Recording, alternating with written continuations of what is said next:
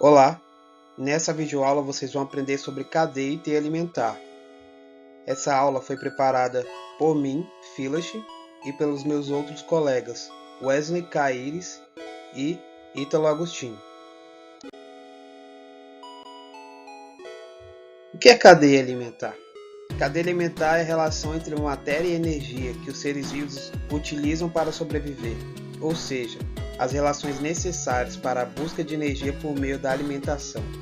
Pode-se classificar como cadeia alimentar e sequência de organismos que servem de alimento uns para os outros. Níveis tróficos. Os níveis tróficos são divididos em três principais ramificações: produtores, consumidores e decompositores. A cadeia alimentar é um dos ciclos que ocorre no meio ambiente, e essa relação ajuda a equilibrar o ecossistema. Portanto, todas as espécies são extremamente importantes para cada uma das etapas existentes. Os níveis tróficos nada mais são do que grupos de organismos que possuem hábitos de alimentação semelhantes e que conseguiram seu alimento pelo mesmo número de passos em uma cadeia alimentar.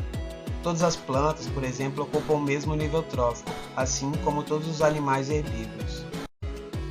Produtores são seres vivos responsáveis por produzir seu próprio alimento. As plantas, por exemplo, utilizam os nutrientes do solo e a luz do sol para se alimentar, ou seja, obter energia suficiente para sobreviver de forma autossuficiente. Os produtores devem produzir sua própria energia através da fotossíntese ou da quimiossíntese. Os consumidores são classificados como seres heterótrofos, ou seja, não possuem a capacidade de produzir o próprio alimento. Os heterótrofos precisam se alimentar de outros seres vivos para obter energia. Essa classificação inclui todos os animais, e existem três níveis de consumidores. Os consumidores primários são chamados assim pois se alimentam totalmente ou majoritariamente dos produtores. São os primeiros a se alimentar de algo além do que conseguem produzir, iniciando o ciclo da cadeia alimentar. Os animais desse nível são classificados como herbívoros e onívoros. Alguns exemplos são o cavalo, o coelho e a girafa. A alimentação baseada no consumo de consumidores primários dá o nome aos secundários. Esse tipo de animal é carnívoro, porque obtém sua energia por meio de outros animais, que por sua vez se alimentam dos produtores. Os seres humanos podem ser considerados consumidores secundários em algumas cadeias alimentares, já que se alimentam, por exemplo, de carne bovina ou suína.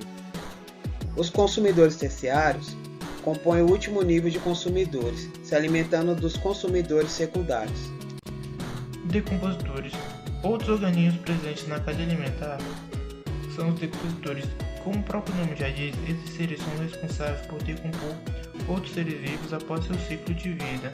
Esses organismos, apesar de fazerem parte da última etapa da cadeia alimentar, são responsáveis pela decomposição de qualquer matéria orgânica, independente do nível trófico. Os principais decompositores no meio ambiente são os fungos e as bactérias. As cadeias alimentares nada mais são do que várias cadeias alimentares conectadas. As teias são complexas e mostram mais fielmente como o fluxo de nutrientes e energia ocorre em um ecossistema, uma vez que não existe cadeias isoladas na natureza.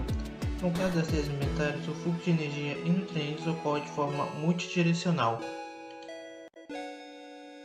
É importante salientar que um organismo em uma cadeia alimentar pode ocupar apenas um nível trófico, mas na teia pode ocupar diferentes posições.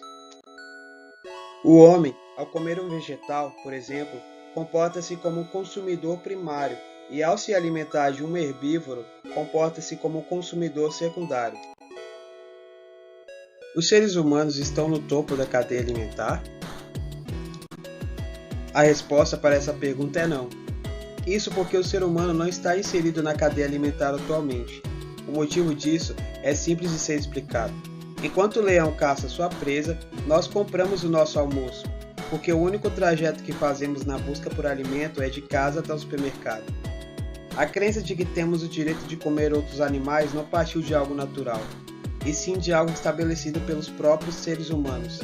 Temos sim a capacidade de ingerir carne, mas isso não significa que necessitamos dela para sobreviver, e de fato não precisamos.